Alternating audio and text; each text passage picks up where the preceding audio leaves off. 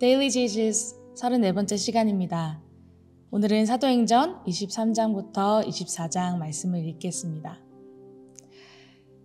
바울이 공회 앞에서 다시 증언하며 부활을 말하자 바리새인과 사두개인 사이에 분열이 일어납니다. 그날 밤 주님은 바울을 위로하시고 로마에서도 증언할 것을 말씀하십니다. 예루살렘의 상황은 갈수록 급박해져서 바울을 기필코 죽이려는 유대인들의 집단 행동을 하게 됩니다. 결국 예루살렘 군대의 천부장은 군인들을 바울에게 붙여 총독 벨릭스에게로 인도합니다. 대제사장 아나니아는 벨릭스에게 와서 바울을 정식으로 고소하고 바울은 벨릭스 앞에서 자신의 무죄를 이야기합니다. 벨릭스가 바울에게 호의적으로 대하며 그의 아내와 함께 찾아오자 바울은 그들에게 말씀을 전합니다. 벨릭스는 심판을 두려워하는 한편 바울에게 뇌물을 기대하며 후임자 베스도가 올 때까지 수시로 바울을 불러 대화를 나눕니다. 그럼 우리 함께 사도행전 23장에서 24장 함께 읽겠습니다. 바울이 의회원들을 주목하고 말하였다. 동포 여러분, 나는 이날까지 하나님 앞에서 오로지 바른 양심을 가지고 살아왔습니다. 이 말을 듣고 대제사장 아나니아가 곁에 서 있는 사람들에게 바울의 입을 치라고 명령하였다.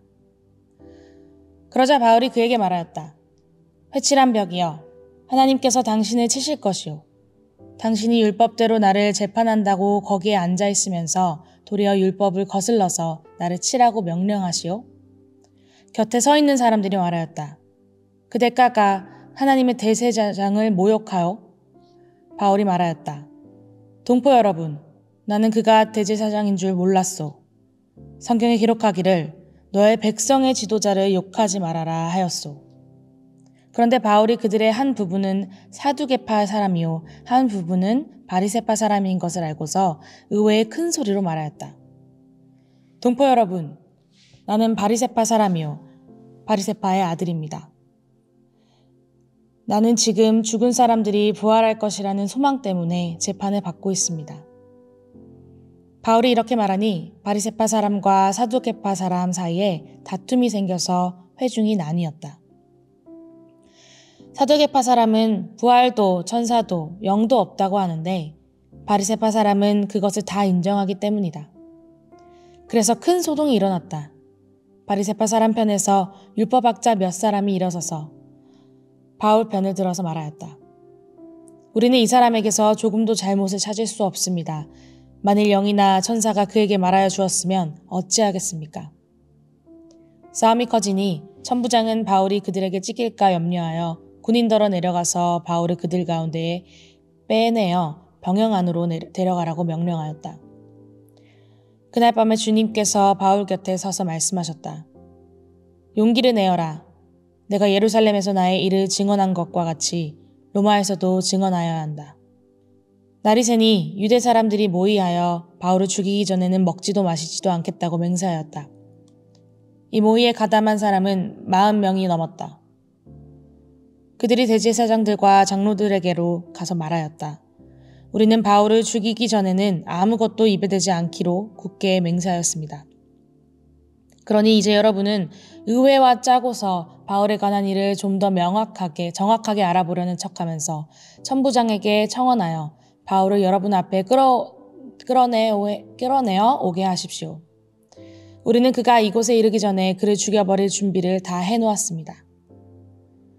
그런데 바울의 누이의 아들이 이 음모를 듣고 서둘러 가서 병영으로 들어가 바울에게 그 사실을 일러주었다. 그래서 바울은 백부장 가운데 한 사람을 불러놓고 말하였다. 이 청년을 천부장에게 인도해 주십시오. 그에게 전할 말이 있습니다. 백부장이 그를 데리고 천부장에게로 가서 말하였다. 죄수 바울이 나를 불러서 청년이 대제사장님께 드릴 말씀이 있다고 하면서 데려다 달라고 부탁해서 데려왔습니다. 천부장이 청년의 손을 잡고 아무도 없는 데로 데리고 가서 물어보았다. 내게 전할 말이 무엇이냐? 그가 대답하였다. 유대 사람들이 바울에 관해서 좀 더 정확하게 캐물어 보려는 척하면서 내일 그를 의회로 끌어내어 오게 해달라고 대장님께 청하기로 뜻을 모았습니다. 그러니 대장님은 그들의 말에 넘어가지 마십시오. 바울을 죽이기 전에는 먹지도 마시지도 않겠다고 맹세한 사람이 40명 남짓 매복하여 바울을 기다리고 있습니다. 그들은 지금 준비를 다 하고 대장님에게서 승낙이 내리기만을 기다리고 있습니다.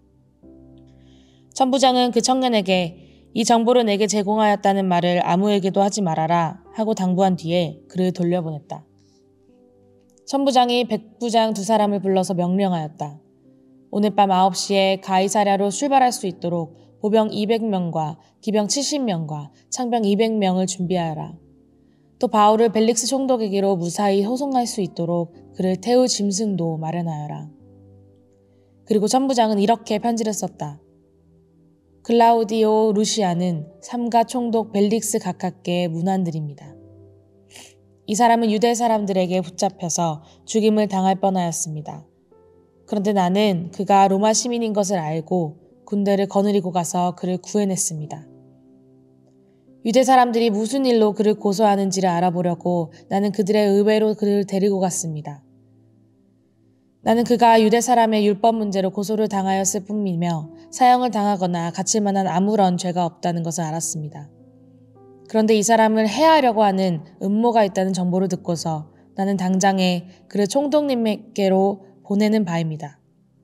그리고 그를 고발하는 사람들에게도 그에 대한 일을 각하 앞에서 제소하라고 지시하여 두었습니다. 군인들은 명령을 받은 대로 바울을 넘겨받아서 밤에 안드바드리로 데려갔다. 그리고 이튿날 기병들에게 그를 호송하게 맡기고 그들은 병영으로 돌아왔다. 기병들이 가이사랴에 이르러서 그 편지를 총독에게 전달하고 바울도 그 앞에 데려다가 세웠다. 총독은 그 편지를 읽고 나서 바울에게 어느 지방 출신인가를 물어보았다. 총독은 바울이 길리기아 출신인 것을 알고 그대를 고소하는 사람들이 도착하면 그대의 말을 들어보겠네 하고 말한 뒤에 그를 헤롯궁에 가두고 지키라고 명령하였다. 24장입니다. 닷새 뒤에 대제사장 아나니아가 몇몇 장로와 더둘로라는 변호사와 함께 내려와서 총독에게 바울을 고소하였다. 바울을 불러내니 더둘로가 고발하여 말하였다. 벨리스 총독님, 우리는 총독님의 덕분으로 크게 평안을 누리고 있습니다.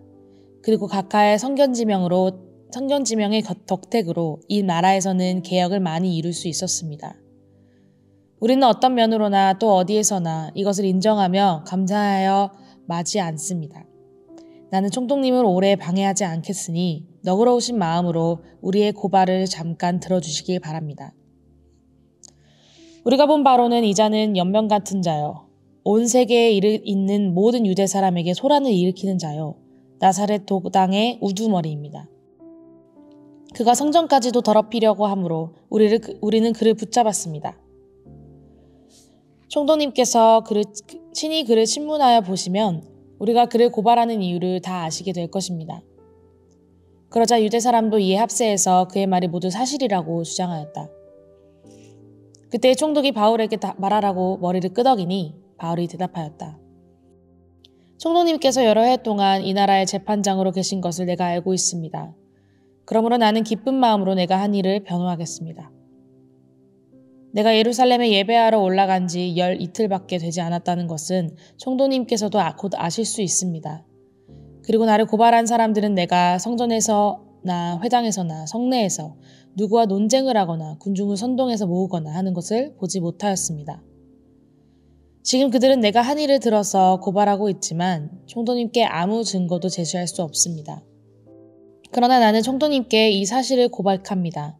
그것은 내가 그들이 이단이라고 하는 그 도를 따라 우리 조상의 하나님을 섬기고 율법과 예언서에 기록되어 있는 모든 것을 믿는다는 사실입니다. 그리고 나는 하나님께 소망을 두고 있는데 나를 고발하는 이 사람들도 그 소망이 이루어지길 고대하고 있습니다. 곧 그것은 의로운 사람들과 불의한 사람들의 부활이 장차 있으리라는 것입니다. 그러므로 나도 언젠가 하나님과 사람들 앞에서 거리낌 없는 양심을 가지려고 힘쓰고 있습니다.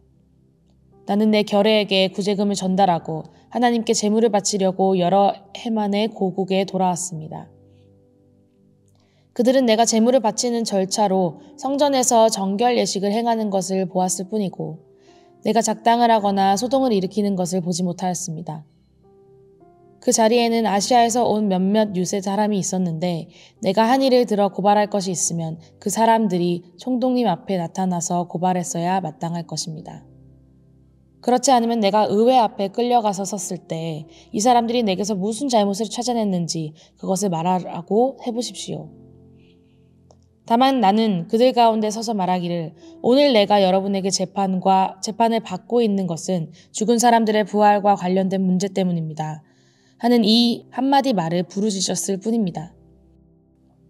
벨릭스는 그 도와 관련된 일을 자세히 알고 있었으므로 천부장 루시아가 내려오거든 당신들의 소송을 처리하겠소 하고 말하고서 신문을 연기하였다. 그리고 백부장에게 명령하여 바울을 지키되 그에게 자유를 주고 그의 친지들이 돌보아 주는 것을 막지 말라고 하였다. 며칠 뒤에 벨릭스가 유대 여자인 자기 아내 드루실라와 함께 와서 바울을 불러내어 그리스도 예수를 믿는 믿음에 관하여 바울이 설명하는 것을 들었다. 바울이 정의와 절제와 장차 올 심판에 관해서 말할 때에 벨릭스는 두려워서 이제 그만하면 되었으니 가시오. 기회가 있으면 다시 당신을 부르겠소 라고 말하였다. 동시에 그는 바울에게서 돈을 받을까 하고 은근히 바랐다. 그래서 그는 바울을 자주 불러내어 이야기를 나누었다. 2해가 지난 뒤에 보르기오 베스도가 벨릭스의 후임으로 직책을 맡게 되었다. 그런데 벨릭스는 유대 사람의 환심을 사고자 하여 바울을 가두어 둔 채로 내버려 두었다. 아멘. 이 시간 적용 및 소그룹 나눔을 나누겠습니다. 첫 번째, 23장에 억울하게 감옥에 갇히지만 감옥 안에서 하나님은 바울을 위로해 주시고 생명을 지켜주십니다. 여러분이 경험한 억울한 상황은 무엇이었나요? 그때 여러분은 어떠한 하나님의 위로를 받으셨나요? 두 번째, 24장의 벨릭스는 바울이 죄가 없다는 것을 알지만 사람들을 의식하여 2년이나 바울을 감옥에 가둬둡니다. 그 상황에서 바울은 하나님의 때를 기다립니다. 여러분이 기다리고 있는 하나님의 때는 무엇인가요? 그리고 또한 어떠한 모습으로 하나님의 때를 기다리고 계신가요? 마지막 세 번째, 오늘 말씀을 통해 예수님이 여러분에게 원하시는 회개 또는 믿음의 결단은 무엇인가요?